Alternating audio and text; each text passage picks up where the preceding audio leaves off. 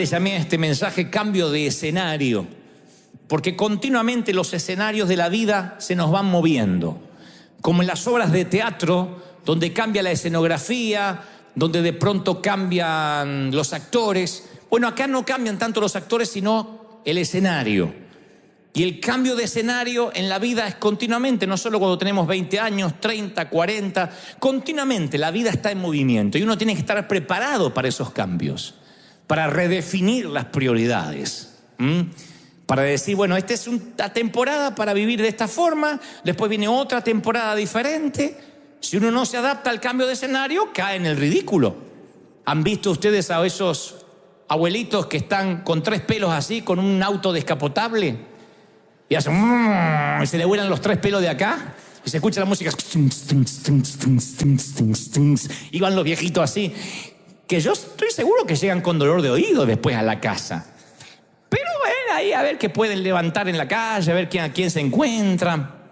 Lo único que levantan es basura del piso, porque ¿qué van a levantar a esa edad? Pero ahí están. Y uno dice, ¿no es demasiado tarde para ese auto deportivo? Cualquiera tiene derecho a comprarse lo que quiera. Pero a veces uno puede hacer el ridículo si no entiende que hubo un cambio de escenario, un cambio de prioridades, un cambio de gustos. Eso tiene que ocurrir con el común vivir. Aprender de que la vida es una plataforma giratoria, que siempre estamos en movimiento. Y la pregunta es, ¿estamos listos para ese cambio de escenario? Saúl era el hombre de Israel, el hombre del momento, de su época. Saúl tenía el que más seguidores tenía en el Instagram y en el Facebook de la época. Era una bendición para Israel. David lo admiró tanto que aun cuando el pecado socavó el propósito de Saúl, David seguía admirándolo por lo que él había sido. Pero Saúl tiene un problema, una tragedia, que es compartida por millones de personas hoy. No entendió que su escenario había cambiado. No supo decirle adiós a una temporada que se estaba yendo. Y cantaban las mujeres que danzaban, dice 1 Samuel 18:7. Y decían, Saúl tiene 1000 likes y David tiene 10.000 likes. Bueno, no dice eso. Saúl dio a sus 1000 y David a sus 10.000. Nada más que lo puse en contexto de redes sociales. Y se enojó Saúl en gran manera. Y le desagradó ese dicho. Y dijo, a David le asignan 10.000 y a mí nada más que miles de muertes. Pero a este tipo no le hace falta más que darle el reino. Y desde aquel día Saúl no miró con buenos ojos a David. Ahí empieza la caída de Saúl. Cuando él no entiende que tiene que decirle adiós a una temporada. Insisto con que Salomón divide la vida mínimo en 28 temporadas diferentes. Y si ustedes hacen un análisis exhaustivo, lo haremos juntos en algún momento, van a ver que las 28 temporadas las vivimos todos aquellos que hemos transitado mínimo 3 décadas o 4 décadas por esta tierra. Pasamos por esas 28 temporadas. Tiempo de reír, tiempo de llorar. Tiempo de plantar, tiempo de arrancar lo plantado, etcétera. 28 temporadas. El no entender que la temporada ha cambiado puede generar ese síndrome de Saúl, donde nos volvemos posesivos con el territorio asignado, egoístas, temerosos ante el cambio. Nos preocupa el cambio, lo nuevo. Y uno tiene que aprender a que las temporadas llegan y no se quedan para siempre, sino que se van. Cada temporada en nuestra vida tiene sus ventajas y desventajas. Si hay aquí adolescentes, dirán, bueno, la adolescencia tiene muchas desventajas, pero yo te puedo enumerar las ventajas que tiene. Si tú dices, nosotros tenemos hijos pequeños, no podemos dormir nunca, porque el que no tiene fiebre uno tiene cólicos el otro, yo te puedo enumerar ventajas que tienes con respecto a los que tienen hijos grandes, que a lo mejor no sufren con los cólicos del muchacho del mamut de 25, pero sufren con otros problemas. Cada temporada tiene su desventaja y sus ventajas. El noviazgo tiene sus ventajas y desventajas, el casamiento tiene sus ventajas y desventajas. Cada edad tiene sus prioridades, sus cosas bonitas y sus cosas no tan bonitas. Y uno por eso tiene que aprender a redefinir las prioridades.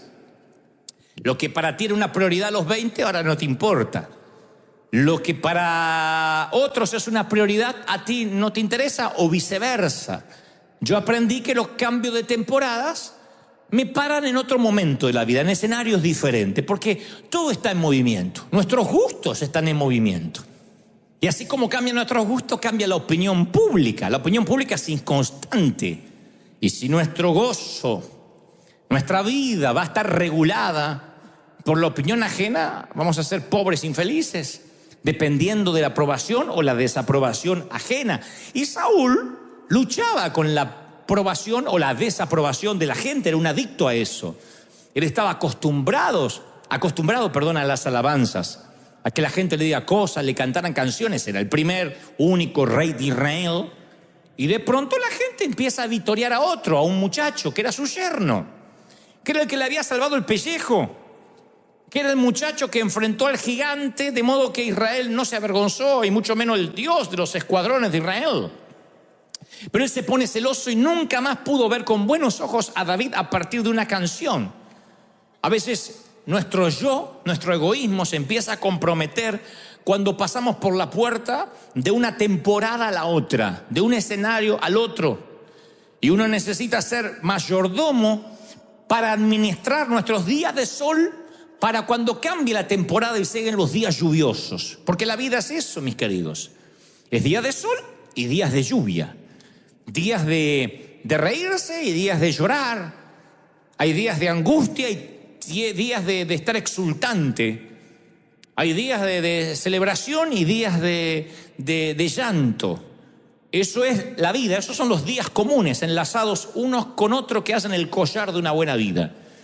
Entonces, cuando uno no se prepara en los días de sol para los días de lluvia, uno no puede pasar de una temporada a la otra. Nos cambian el escenario y entonces nuestro mundo interior se nos desmorona. La gente, los cristianos por año no nos hemos preparado para lo que viene porque nos han dicho, Cristo viene pronto, no prepares nada. Ya el Señor viene en las nubes, nos vamos con Él. Si crees eso, como lo creo yo, te felicito. Vive de modo tal que Cristo pudiera venir ahora mismo. Pero trabaja y planifica como que no fuera a venir nunca. Esa es la manera que te encuentre trabajando, que te encuentre haciendo tu tarea en la viña. No con la vagancia de decir que venga Él y me rescate, no voy a hacer nada. Porque eso genera un montón de gente que no tiene sueños, que no tiene visión, que tiene castrada su futuro, lo que Dios tenía para con ellos. Entonces, independientemente de que creamos que el Señor viene y lo estemos esperando con premura, uno debe trabajar, esforzarse, decir, bueno, mi temporada va a cambiar, no siempre va a ser así, no todo se va a mantener igual. La vida cambia, los actores de reparto cambian, los que están a tu alrededor cambian. De pronto tenías un matrimonio, se deshace el matrimonio y tu escenario cambia. Y de pronto tenías una pareja y enviudas de una manera fortuita. Y tu escenario cambia de la noche a la mañana. Cambian los actores, cambian tu entorno, cambia tu mañana, cambia tu anochecer, cambian los cumpleaños, cambian los días del padre, cambian los días de la madre, cambia tu manera de celebrar la Navidad, cambia el escenario. Y yo no te estoy diciendo que te prepares para una tragedia necesariamente, pero sí para los cambios de escenario. Porque si la identidad nuestra está aferrada a un escenario, cuando se mueva el escenario se nos desmorona el mundo interior. Hay pastores que ya no pueden predicar y contemplan el suicidio. Después de haber ayudado a tantos a vivir, contemplan no tener sentido de vivir. Y si bien algunos no se atreven a cometer el pecado del suicidio, se empiezan a dejar morir. La depresión empieza a crecer a pasos agigantados y ya no tiene sentido su vida porque no puede predicar como lo hacía antes. ¿Por qué? Porque su identidad está asignada o está relacionada con lo que decía, con lo que hacía, con la tarea de Dios en lugar del Dios de las tareas. Y hay un momento que los escenarios cambian. Moisés, se sentía en el mejor momento cuando apalea a un egipcio. Él tiene 40 años de edad. Él dijo, este es mi sweet spot, este es mi momento. Sin embargo, Dios lo mete 40 años más en el patio trasero del desierto y dice, este es mi momento, dice el Señor, este es tu momento. Cuando él no se sentía, cuando su escenario había cambiado, cuando había desierto, cuando ya no era príncipe. cuando era simplemente un pastor de ovejas con una identidad destruida, de modo que decía: soy tartamudo, soy torpe de lengua, ¿quién soy yo? Pero ahí es cuando Dios dijo: el proceso hizo que cambiaras de escenario y ahora estás listo. El tema es que nosotros no estamos preparados para comprender que a veces Dios nos va a cambiar de escenario. Pablo le dice a los Corintios en la segunda carta, capítulo 12, versículo 14: no deben atesorar los hijos para los padres, sino los padres para los hijos. Cosa que se nos olvida a veces, que uno va por la vida pensando que solamente es nuestra vida y no afectamos más a nadie. No, uno tiene que atesorar, dejar herencia para los que vienen detrás.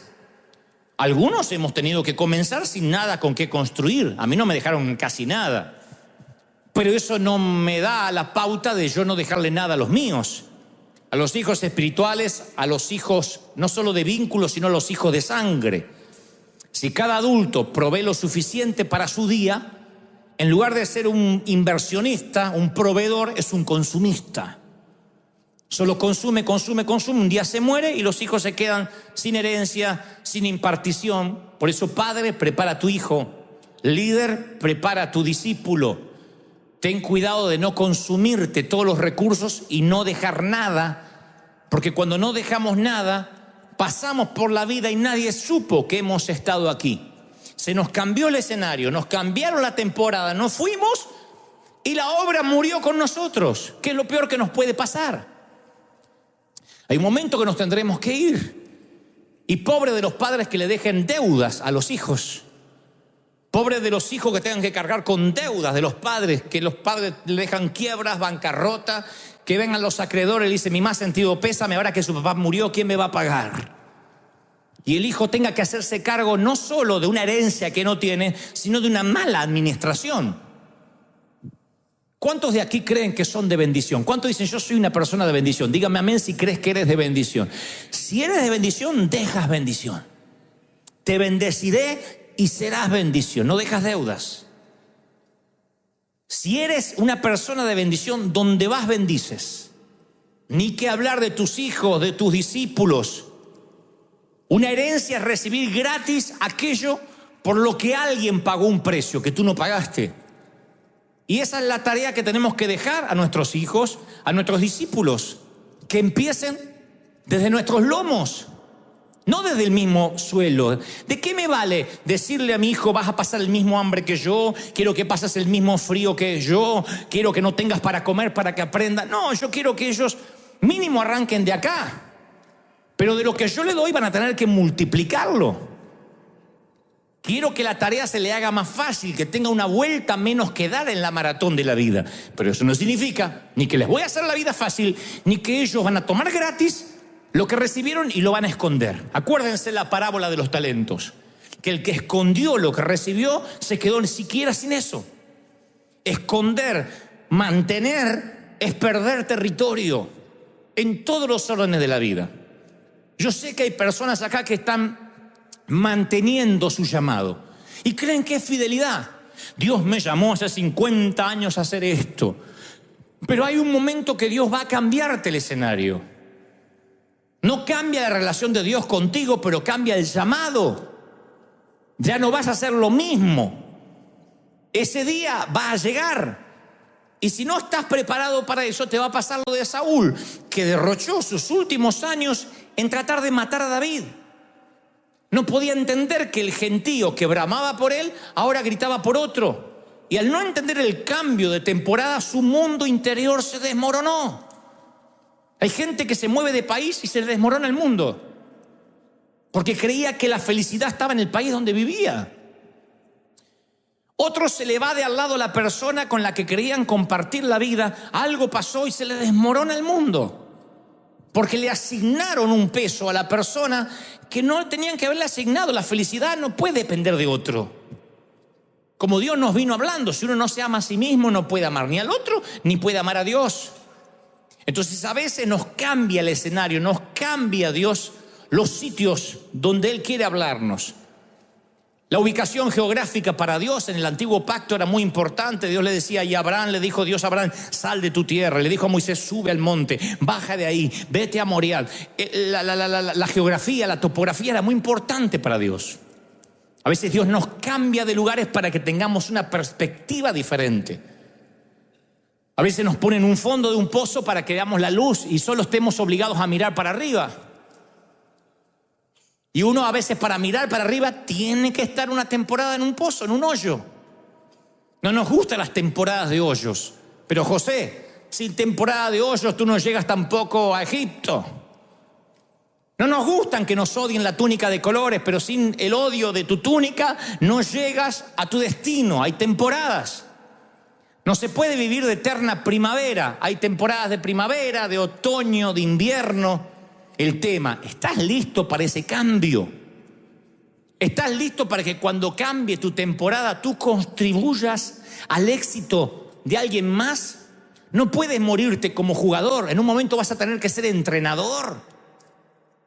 Hay mamis que no están preparadas para ser suegras. No están preparadas y por eso se transforman en las típicas suegras. Todas dicen lo mismo, no, yo sí estoy preparada. Y después un día la hija se le casa, dice, esta se casó y ahora se olvidó de mí, yo ya no importa. Y le agarró el espíritu de suegra porque no está preparado para adoptar un hijo más. A otros les agarra el espíritu de suegro. Cuando la hija dice, papi, este es el hombre, ay, es tan parecido a ti, te dice. Y vos lo ves y decís, si ese es parecido a mí, Señor, o le arreglas la vista o me llevas. No. No están preparados para que tus hijos tengan que volar su propio vuelo, como te pasó a ti, que volaste y no preguntaste a nadie. Nos pasa con nuestros hijos y nos aferramos, mantenemos el territorio. Es que mi hijo no se puede casar, todavía no terminó la carrera y no sabe lo que quiere. Yo sé que no sabe lo que quiere. Usted lo ve grandote, me dijo una mamá, usted lo ve grandote, pero yo sé su corazón que es chiquito. Yo lo veo como mi bebé. ¿Qué edad tiene? 31. No, pelo en la pata así tenía el vago. Y ella no estaba preparada a la transición, al cambio de escenario, a ceder, no perder, ceder territorio. Uno tiene que decir, bueno, terminó mi tiempo de jugar en la cancha, en el estadio, ahora voy a las gradas a entrenar. Y desde otro lugar, desde otro cambio de escenario, usa la sabiduría. David se hizo famoso, entra en las grandes ligas bíblicas matando a un gigante. Es el matagigante David, primer mote por el cual se conocerá el salmista. Antes de que sea rey, antes de que sea salmista, antes de que sea un hombre conforme al corazón de Dios, será un niño que mate a un tipo de 4 metros de estatura, un Hulk, que llega al valle de él a desafiar a los escuadrones de Israel. Pero ahora David ya es rey. Ahora David tiene 40 y tantos años y vuelve a salir a la guerra y enfrenta a otro gigante. Y los muchachos que están con David lo dejan porque dice, si hay alguien que sabe matar gigantes y se hizo famoso por matar gigantes, es David.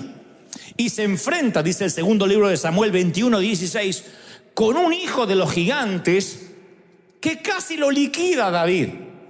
Y entonces uno de los muchachos de David llega en su ayuda y hiere al gigante y lo mata.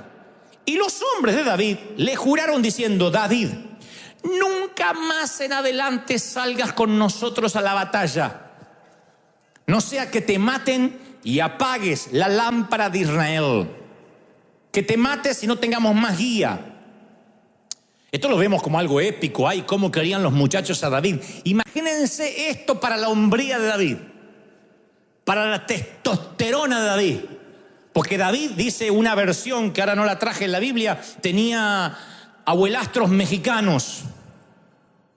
David dijo, ¿qué pasó? ¿Qué pasó? Que soy macho, dijo. No salgas, porque si te matan, apaga la lámpara de Israel. David descubrió que su llamado había cambiado. La iglesia, mis queridos, nunca nos preparó para esto, que el llamado un día va a cambiar. Nunca nos dicen, Dios te llamó y te llamó para siempre, y morimos con las botas puestas. hay un momento que el llamado cambia. Y te diré por qué cambia. Porque David ya no era necesario para matar gigantes. Y no estaba equipado para matar gigantes. Ni era necesario, ni estaba equipado para hacerlo. Dos frases que son principios de la sabiduría. Hay cosas para las cuales en la vida ya no eres necesario.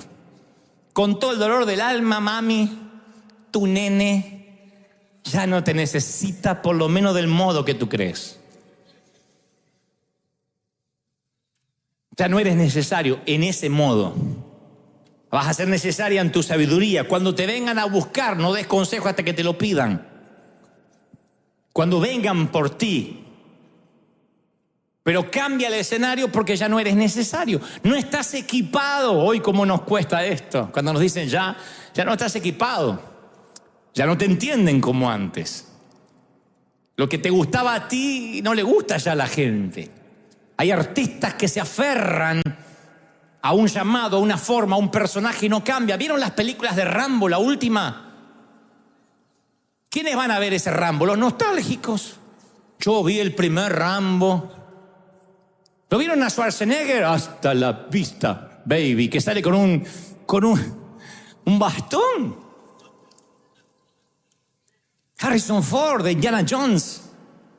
Actores que de pronto se aferraron, la gente los tiene en una imagen. Y encima la gente que los va a ver al cine dice, no me gustó, está muy viejo. ¿Pero qué querés? ¿Y le sacaron el respirador para que hiciera la película?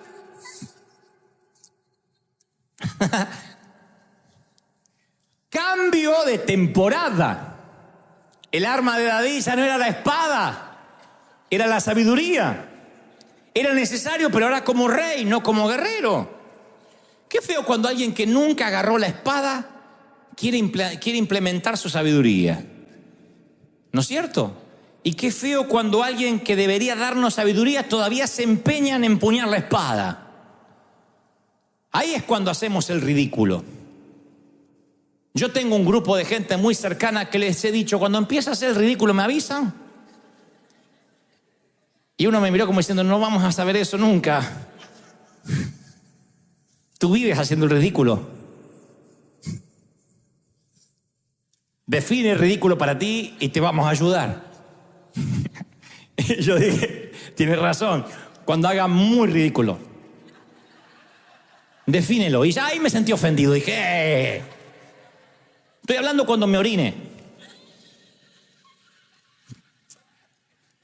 Estoy hablando cuando empiece a repetir la misma historia. Cuando diga reciban y salgan los dientes. Díganme en unos minutos antes, Dante, ya no mate gigantes. Siéntate a impartir sabiduría. Tú eres la sabiduría de buenas y malas decisiones y las queremos oír. Tu llamado va a cambiar, prepárate porque va a cambiar. Si no, nos vamos a transformar en esas iglesias. Aquí no hay diáconos, pero donde esos diáconos se enquistaban en la puerta. Nosotros, Dios sabe que no miento, oramos, hicimos cadena de oración para que se muriera el diácono. Estaba joven, pero quería, bueno, joven, tenía 60 y pico de años, pero Señor, llévatelo. Escuchamos ambulancia, decíamos, bueno, por ahí Dios nos escuchó y lo mataron en la esquina. Queríamos que se lo lleve. Porque la iglesia iba a su ritmo, a su manera. La gente tenía que sentarse donde él quería. Ni obedecía al pastor porque él había fundado la iglesia. Y estaba enquistado ahí. Dios me llamó para ser portero. Y no lo movían de ahí. Y de pronto quedó arcaico, obsoleto al cambio, al escenario, y él no lo podía entender. Gloria a Dios que Dios finalmente escuchó nuestras oraciones y se lo llevó. Ahí debe estar de portero en alguna parte pensando que él decide quién entra y quién no. Entonces uno tiene que amar más al Dios que te asignó la tarea que a las tareas que te asigna Dios. Uno se enamora de la tarea. Y uno empieza a amar lo que hace para Dios. Es que Dios me encomendó esto y uno se enamora. Y Dios a veces te cambia la tarea y no cambia tu relación con Dios.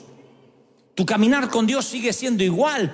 Lo que cambió es la tarea asignada. Dios te dice, ya no quiero que me sirvas de esa manera, porque la vida está en movimiento, porque todo está sujeto a cambio y porque el escenario de la vida es móvil. Entender esto te evita dolores de cabeza. Pero si te enamoras de la tarea, te cambian el escenario y ya no quieres vivir. Es que no sirvo, que soy inútil, que me dijeron que soy vieja, me sacaron porque soy fea. Empiezan un montón de boberías que no resisten análisis, porque te aferraste a una tarea. David casi lo mata a un gigante y por sentido común, dicen los muchachos, los generales, matan a David, se nos termina la nación tal como la conocemos. Le dicen, no, David, quédate aquí, nos enseñas cómo batallar, las estrategias, nos haces dibujos, planos. ¿Para qué queremos? Eres una persona muy valiosa para hacer lo que siempre hiciste y esto va para ti. Eres una persona muy valiosa para hacer lo mismo toda la vida. Hay momentos que el escenario cambia y tienes que adaptarte. No te jubiló el Señor, no te retiró el Señor, te cambió de asignación.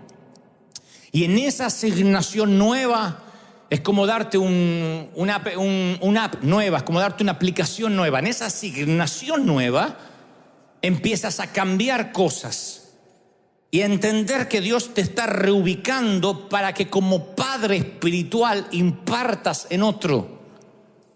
Recuerde que el Señor dice que los justos son como árbol plantado a corrientes de agua, Salmo 1:3, que da su fruto, oigan, en su tiempo, no siempre. El fruto lo da en su tiempo. El mandarino da mandarinas en su tiempo. ¿Sí? La higuera da higos cuando es temporada de higos. Pero aclara el salmista, y su hoja no cae. Aquí vamos a separar frutos de hoja.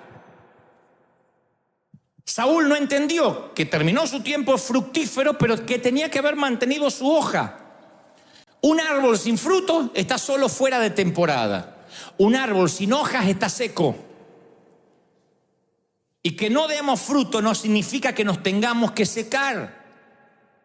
A veces no es nuestro mejor tiempo, pero tenemos que entender que tenemos que seguir teniendo hojas, como pasa con jugadores de fútbol. Vaya deporte cruel, que para jugar al fútbol tiene que empezar mínimamente a los 16, 17 años en las inferiores.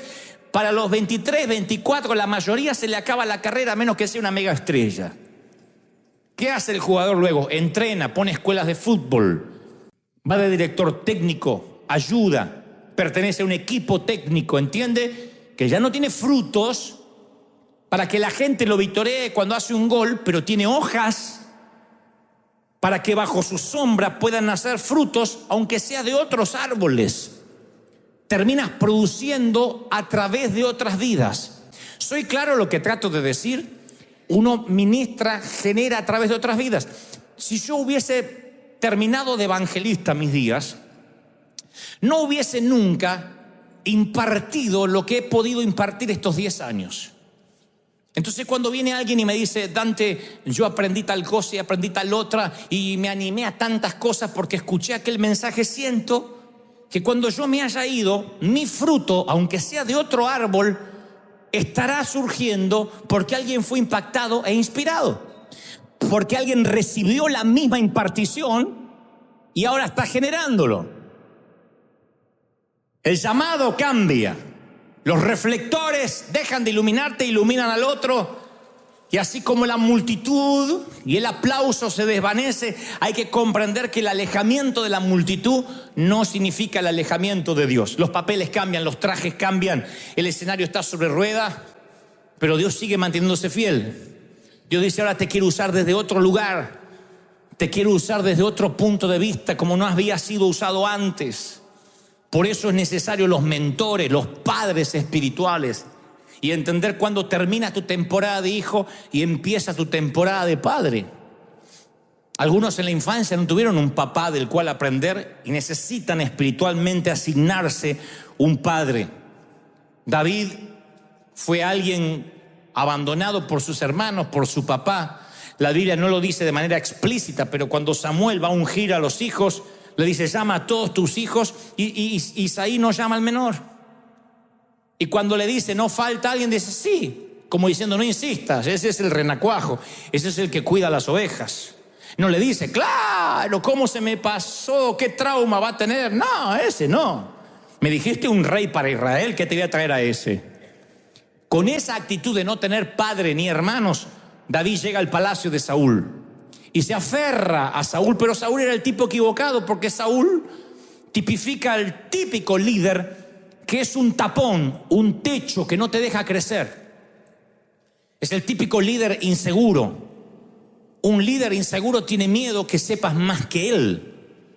Tiene miedo que aprendas más, que Dios te revele más. Un líder inseguro le dice a la gente, venga que yo tengo la unción. Venga porque otro no te puede orar.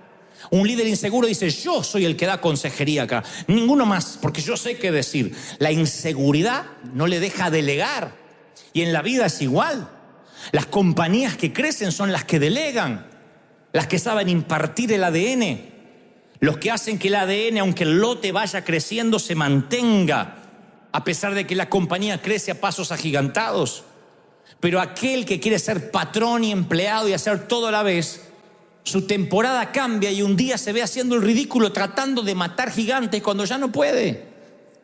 Lo tenemos que entender hasta en la forma de vernos en la vida, la forma de vestirnos. Hay una edad en que ya no tienes el equipamiento que tenías antes. Alguno no entendió y el que entendió le explica en la casa. Mira así, dice, eso no tienes equipo. No prepararse para eso es querer aferrarse. Ustedes vieron, por ejemplo, gente que se opera o que se hace cirugías. No tengo en especial nada en contra de los que se hacen cirugías, pero yo nunca he visto a una dama o a un hombre muy adulto operado y que yo dijera, ¡ah! Un chico de 20, no. Es un viejo operado.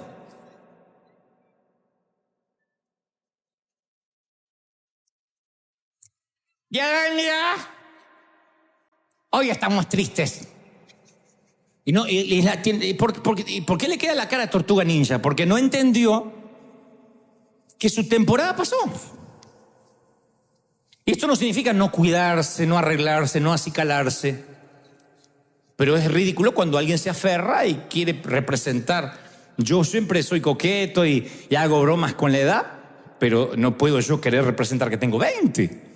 Porque cuando uno se aferra a una temporada, toda la gente ve el ridículo, que ya no mata gigantes, menos uno, que se empeña en mantener las botas y no entender que Dios cambió el escenario, que cambió el llamado. Elías va por donde está Eliseo trabajando con bueyes. Y acuérdense cuando le tira el manto que se hace una relación de pacto.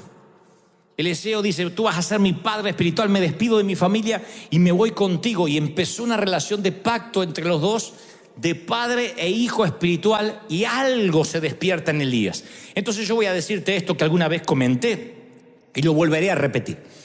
Todos nosotros, comprobado científicamente, en nuestros genes, por años, pueden viajar determinados talentos o dones. O sea que nuestro ADN, mejor dicho, técnicamente, hablando correctamente, sería que en nuestro ADN viajan genes que heredamos de abuelos, de bisabuelos, de algún antepasado, y no se activan hasta no estar en el entorno y la atmósfera o con la persona correcta.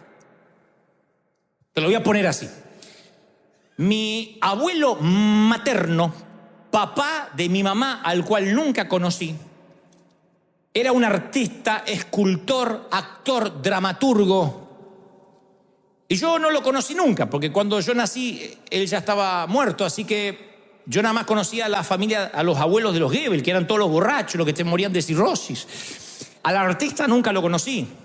Y un día, con un bloc de hojas, estando solo en casa, se me activó el gen de la creatividad y empecé a dibujar de modo que asombraba a aquellos que habían estudiado dibujo.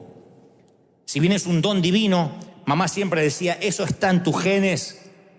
Papá era así, un escultor, un dibujante, un artista. Y cuando empecé a actuar frente al espejo decía, me haces acordar al abuelo. Papá era así, vivía actuando, cantando. Viajó en mis genes, quedó allí y se activó cuando estuvo la atmósfera correcta. A veces una persona, Acá debe haber gente que tuvo parejas. No digas amén, pero que le vaya al que le quepa el poncho. El que le quepa el saco. Entonces tú dices, ¿cómo puede ser que con fulano o con fulana yo era frío, apático, no sentía nada? Y te convences, yo soy frío, fría, yo soy así. Si tengo que cumplir, cumplo una vez cada año bisiesto, pero nada más. Cambias de pareja porque enviudas, porque... y de pronto sale la leona de adentro.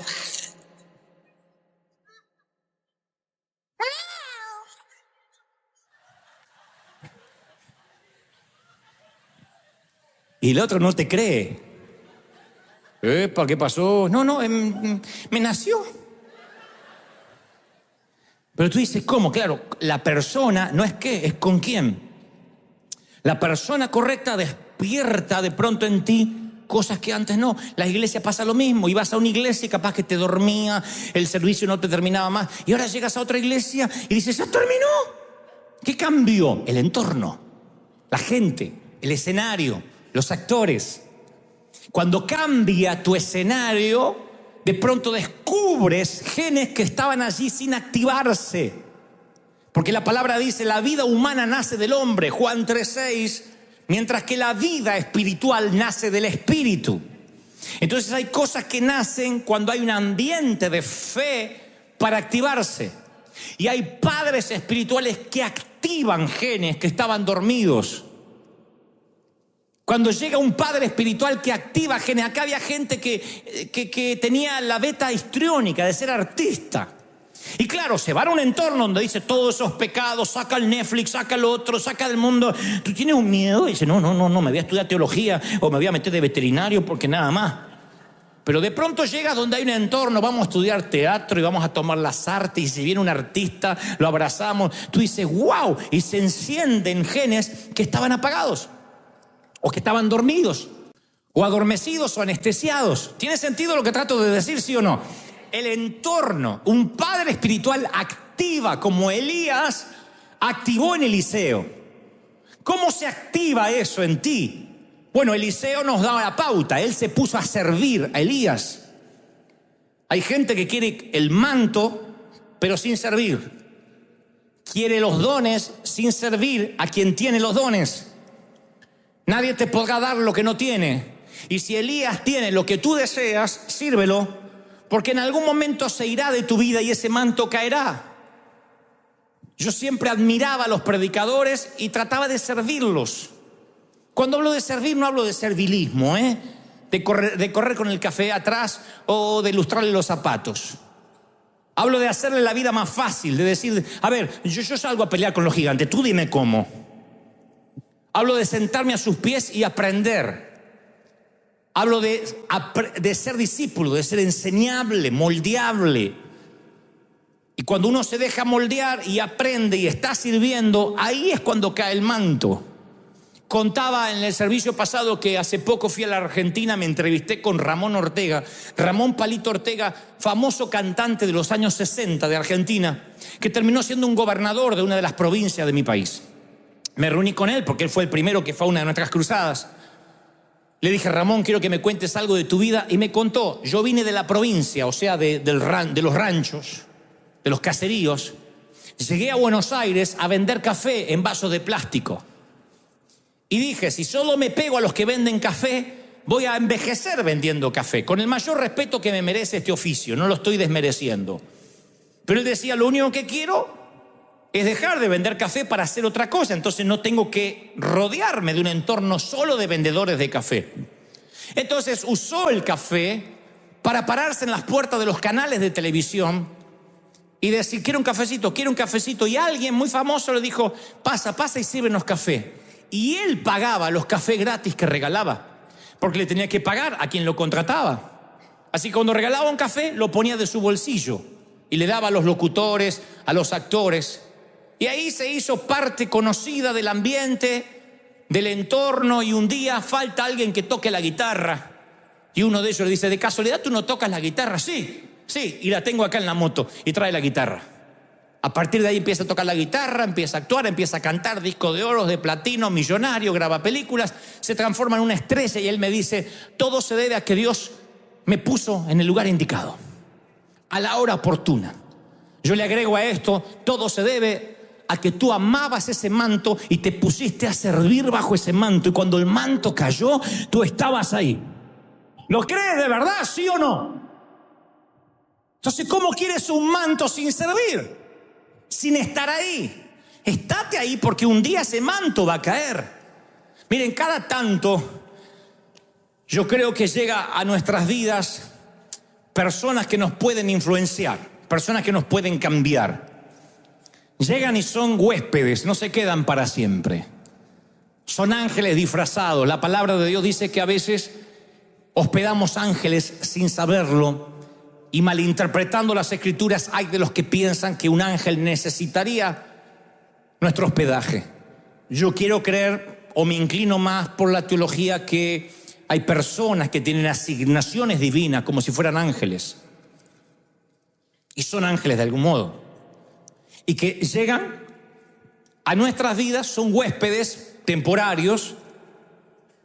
Y aquel que camina por la vida con los ojos abiertos los suele identificar. No son perfectos, no son intachables. Estoy hablando de gente que son agentes enviados por Dios para impartirte un manto. Son padres. Son personas que te ayudan. No siempre tiene que ver con el linaje sanguíneo, a veces es un linaje de vínculo. Son personas que llegan a tu vida.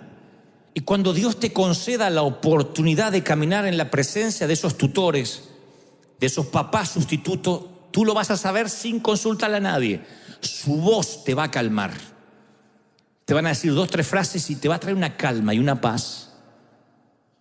Su voz va a llevarte por delicados pastos, te va a tranquilizar. Cuando termines de hablar con esa persona, te vas a llenar de sueños, de expectativas. ¿Cómo lo sé? Porque yo siempre fui un buscador de oro.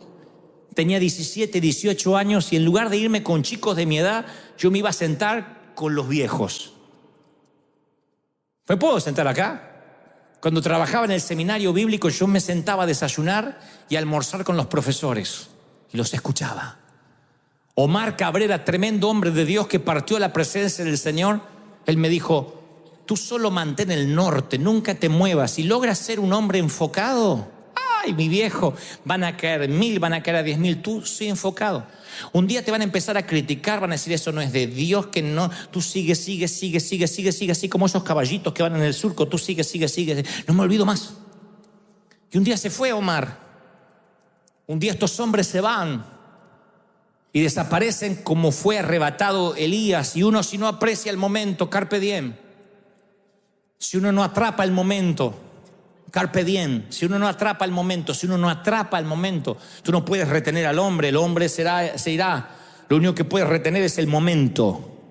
Y aconteció que yendo ellos y hablando, un carro de fuego apartó a los dos, y Elías subió al cielo, y viéndolo Eliseo clamaba, Padre mío, carro de Israel, y su gente de a caballo, y nunca más le vio. Y tomó sus vestidos y los rompió en partes. Esto significa que hay un tiempo de partida para tu padre, para tu tutor. Y seas padre o seas hijo, tienes que dejar algo que el otro pueda tomar. A mí me alegra ser padre y me alegra ser hijo. Y mi paternidad y mi condición de hijo es por vínculo. Y me agrada haber tomado mantos que otros despreciaron. Y me agrada dejar legados que ni sé a dónde. Pero me encantará en otros árboles ver otros frutos y yo apenas conservaré las hojas. Me encantará ver frutos, ministerios que hacen cosas distintas que yo ya no puedo hacer. Me di cuenta que estoy obsoleto en algunas cosas. En otras sigo siendo un posmoderno, pero en otras soy un posviejo. Me doy cuenta que hay cosas que ya me llegan tarde. Música, maneras de predicar. Digo, nunca lo voy a poder hacer. Pero después me dicen, yo fui inspirado para hacer esto. Y digo, qué bueno, un fruto que desde mi rama nunca hubiese podido nacer. Pero lo inspiraron mis hojas. Lo inspiró que no me sequé. Entonces yo quiero que le digas a tus hijos, si eres papá, si eres mamá, lo que yo te voy a decir a ti. Camina detrás de mí y obsérvame de cerca, porque yo soy un tren en marcha que no se va a detener No voy a quedarme quieto nunca, por lo menos mientras tenga vitalidad, mientras mi cabeza funcione y coordine lo que estoy diciendo con mi boca, aquí estaré. Retén el momento, porque el hombre no puede ser retenido. Toma beneficio de lo que puedas aprender. Aprende más de mis errores que de mis aciertos. Dile, eso no lo voy a hacer. Cuando Dios me ponga allí no voy a equivocarme como Él, porque tú puedes aprender lo que no se debe hacer también. Y cuando venga mi carruaje y tú te quedes nada más que con el viento, toma lo que yo haya dejado atrás y por el amor de Dios multiplícalo. Seas hijo o seas padre, dile eso a tus hijos. Cuando yo me vaya, no permitas que entierren la unción conmigo. Qué triste que Eliseo fue enterrado con su unción. Qué triste que hubo un Gehazi que en lugar de una triple unción prefirió los tesoros de Naamán y estaba ungido Eliseo en sus huesos, de modo que cuando tiraron un muerto en su sepultura resucitó. Lo contamos como un milagro, para mí es casi un fracaso. ¿Pero de qué sirve la unción en un muerto o en huesos? No permitas que la unción se vaya contigo. Deja una herencia, deja algo que tus hijos puedan seguir. Deja un patrón de vida, un patrón de comunicación, algo que sea claro. Y claro que somos falibles, y claro que tenemos errores. Pero un día nos vamos a ir y seremos nada más un eco, una voz, alguien que estuvo, una sombra. Y la obra va a continuar si Cristo no viene antes. Y nos van a recordar del avivamiento de la calle Broadway. Nos van a recordar como aquellos hispanos que de la nada surgieron, pero habremos sido historia. Tú y yo algún día estaremos en una fotografía vieja. Tú y yo estaremos tal vez no en una foto en blanco y negro, pero sí en una foto que algunos recuerden y dirán, ¡uy, mirá! La mayoría están todos muertos. ¡Uy, mirá, tenía pelo! ¡Ay, acá me acuerdo, no tenía panza! Todos esos días van a llegar. Algún día alguien nos mirará, se meterá en nuestro álbum de fotografías y habremos sido un recuerdo. Habremos sido esos viejos que mirábamos cuando chicos. Y esa no va a ser la tragedia, porque al cabo esa era la regla de la vida, ¿no? Nos íbamos, desde que llegamos nos estamos yendo. Nadie puede decir que el tiempo fue un gran timador, que te prometieron una eternidad de este lado del sol y no te la dieron. Vamos, desde el vientre materno hasta el sepulcro sabe que todos los días te estás muriendo un poco. Así que esas son las reglas de la vida. Eso no debería sorprenderte. Lo que debería sorprenderte hasta casi el borde del pánico es no dejar un legado, no dejar una huella. ¿Qué es una huella? Que tus hijos no tengan que ir, diré casi algo que roza la herejía, pero Dios sabe con qué corazón lo digo. Que tus hijos no necesariamente tengan que ir a ver qué dice la doctrina, qué dice la palabra respecto a una decisión. Y que alguien lo confunda, le diga esto y lo otro, que no tengan que ir a la Biblia para tomar una decisión, sino que digan, ¿qué haría el viejo? ¿Qué hubiese hecho mamá? Y al hacer y repetir lo que tú hubieses hecho, hacer la voluntad de Dios. Dijo Pablo, tienen problemas para imitar a Cristo, imítenme a mí. Y por consecuencia van a imitar al Señor. Es un efecto dominó. Me fascina que mis hijos digan, ¿qué haría el viejo? ¿Mi papá cómo actuaría? ¿Se acobardaría o iría enfrente en fe?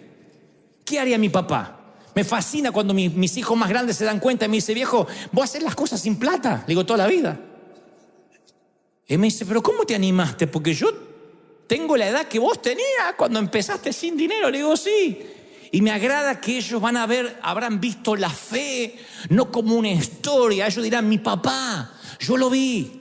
Mi viejo nació de un papá que casi no lo abrazaba, de una mamá enferma de cáncer. Tenía todos los números para que la vida le fuera mal y sin embargo se resarció. El Espíritu Santo lo hizo nueva criatura, nació de vuelta y que eso lo ayude a crecer. Alguien tiene que decir amén. ¿Tú lo crees? ¿De verdad que lo crees? Vamos, ponte de pie.